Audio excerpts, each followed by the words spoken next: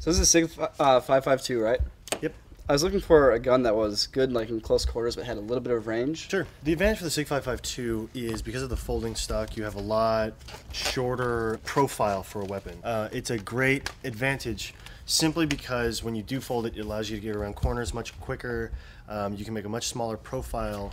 So how much of a difference does having a longer barrel make? Like Night and day. How much would like 2 inches on a barrel make compared to? You're talking about maybe 50 yards. Really? You know, 25, 50 yards, because the farther away you get, obviously, because it's a round ball, it's not a bullet. There's no rifling, so you don't have like a spinning football that's going far. It's a BB that's just backspinning. Can you tell me a little bit about like the internals in this gun? I mean, essentially, an airsoft gun is just like a Nerf gun. It uses compressed air to fire a BB, but the way it generates that compressed air is with a piston and a cylinder.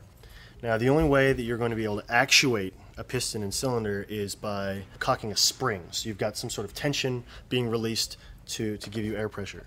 So the way it does that is a battery operates a motor, which is down here in the motor grip. The motor spins a pinion gear, and then you've got a sector and spur gear. The sector's up here, and the spur gear just translates one gear to another. So it's all about ratios. The speed, the number of rounds you're going to be shooting per minute is all based off of the gear ratio. All right, so there's a million types of scopes and optics you can put on the rifle. Yes. Okay, so what is like really the main difference between say like something like one of these EOTech ones or this, for example? Sure. And the advantage for going with like a Bravo 552 is because the red dot is able to move inside.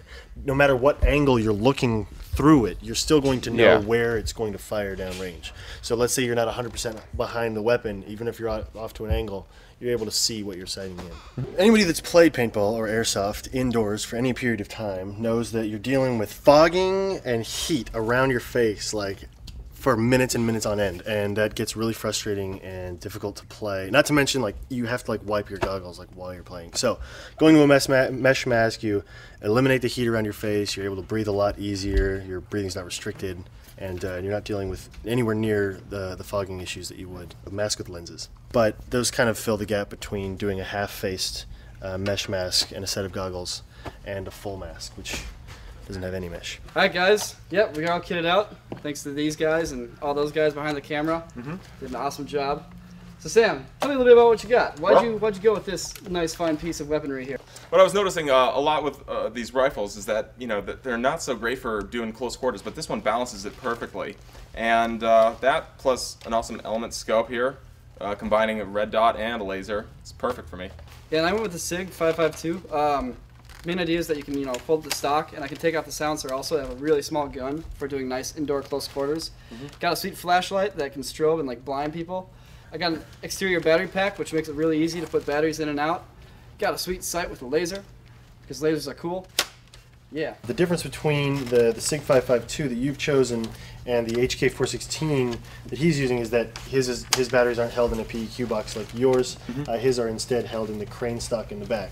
They're both easily removable. They're both easy to get to the batteries. It's just two different ways of outfitting the guns. Nico, why did you pick that mask? I picked this mask because it looks cool.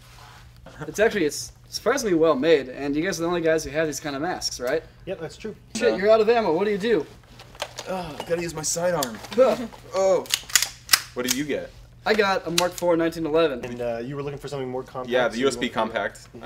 I mean, not gonna lie, I think it's one of the best looking guns out there. And tactical patches.